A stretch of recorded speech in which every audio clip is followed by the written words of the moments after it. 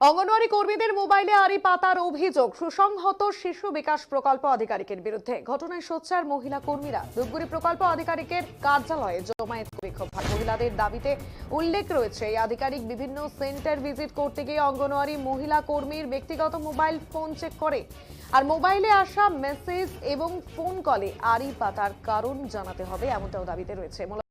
ICDS সেন্টারের কর্মীদের app ব্যবহারের জন্য মোবাইলের দাবি থাকলেও তা এখনো মেটেনি, যার ফলে কর্মীদের ব্যক্তিগত মোবাইল ফোনের মাধ্যমেই পোষণ অ্যাপ ব্যবহার করতে হচ্ছে। সেই মোবাইল হাতে নিয়ে কর্মীদের ফোন মেসেজ এবং ব্যক্তিগত তথ্য দেয়। মোট 8 দফা দাবি এদিন স্মারকলিপি দেওয়া হয় এবং পশ্চিমবঙ্গ রাজ্য আইসিডিএস কর্মী সমিতির পক্ষ থেকে ধূপগুড়ি শহরের জেলা পরিষদের ডাকবাংলো চত্বর থেকে মিছিল করে সুসংহত শিশু বিকাশ প্রকল্প কার্যালয়ের সামনে জমায়েত করে বিক্ষোভ দেখানো হয়। এদিন এক অঙ্গনওয়াড়ি কর্মী সুমিত্রা সেন ভট্টাচার্য বলেন, আমাদের মোবাইল দেওয়ার কথা থাকলেও আজ পর্যন্ত তা দেওয়া হয়নি এবং নিজেদের মোবাইল দিয়ে কাজ চালানো হচ্ছে। তিনি আরো বলেন, আধিকারিক বিভিন্ন সেন্টার ভিজিট করতে গিয়ে ব্যক্তিগত মোবাইলে ফোনে আসা মেসেজ দেখছেন এবং এটা কি করে করতে পারেন তার জবাব দিতে হবে। এদিন 8 দফা দাবিতে স্মারকলিপি দেওয়া হলো। এছাড়াও আজ বিক্ষোভ প্রদর্শন করা হয়।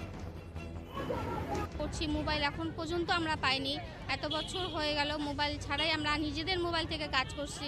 এই সব নানা আরও সব জ্বালানি বৃদ্ধি, ডিমের দাম সব কিছু নিয়েই আমাদের ডেপুটেশনটা আজকে। আপনাদের দাবিতে দেখলাম যে আপনাদের মোবাইল চেক করছে সিডিপিও, এই বিষয়টা একটু বলবেন?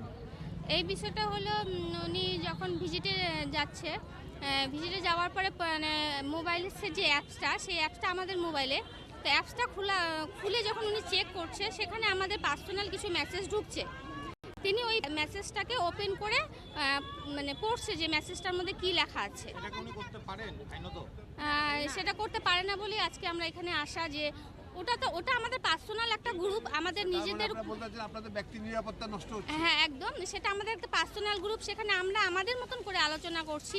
সেই গ্রুপের মেসেজটাকে উনার খুলে দেখাটা আমার মনে হয় সেটা উনি ঠিক করেনি।